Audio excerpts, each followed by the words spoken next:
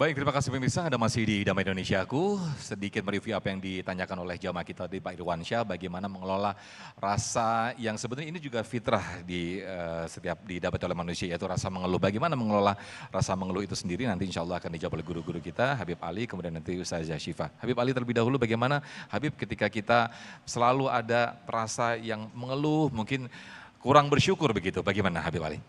Bismillahirrahmanirrahim. Sifat mengeluh tadi sebenarnya udah materi sudah hampir disampaikan sama Ustazah Syifa ya. Kalau kita mengeluh sama orang, Ustaz, apa yang kita dapat? Paling enggak kita cuma cerita, solusi belum tentu dapat. Tapi Allah telah berfirman di dalam sebuah hadits qudsi, Allah tanya, mana hambaku yang bangun di 1/3 malam, 2/3 malam, kemudian memohon kepadaku, pasti akan aku kabulkan permohonan mereka. Ada yang meminta hajat kepadaku, ini yang berbicara Allah. Yang berbicara Allah yang maha mengabulkan. Yang di tangannya kehendak segala sesuatu. Allah berfirman dalam sebuah hadits qudsi, adakah di antara mereka yang meminta hajat, maka akan aku kabulkan hajat mereka. Adakah di antara mereka yang ingin memohonkan ampun, maka akan aku berikan ampunan kepada mereka.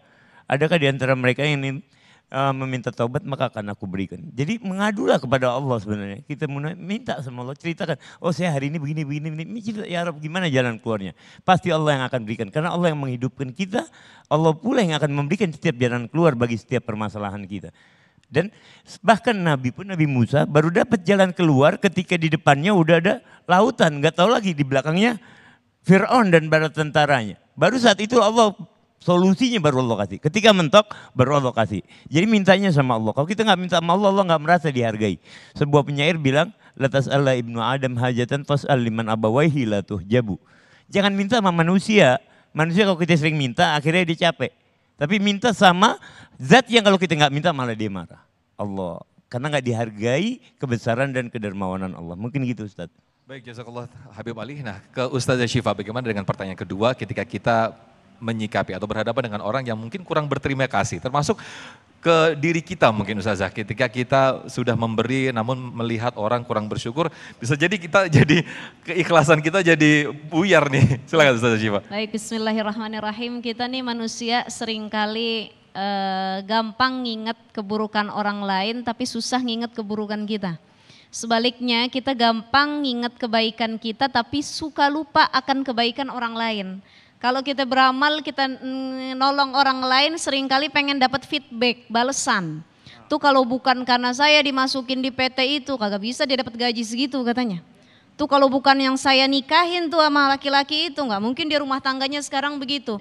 Jadi selalu merasa gara-gara kita, bisabab kita orang tuh punya kenikmatan.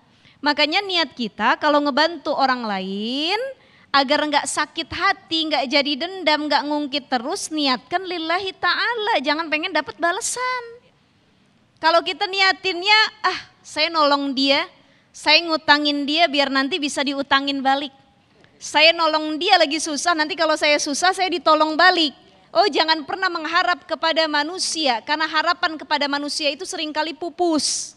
Makanya harapan itu satu-satunya cuman kepada Allah Subhanahu wa ta'ala. Sekali lagi jangan pernah beramal karena manusia dan jangan pernah minta dibalas oleh manusia, minta balasan cukup dari Allah Subhanahu wa ta'ala. Baik, terima kasih Ustazah Syifa. Berikut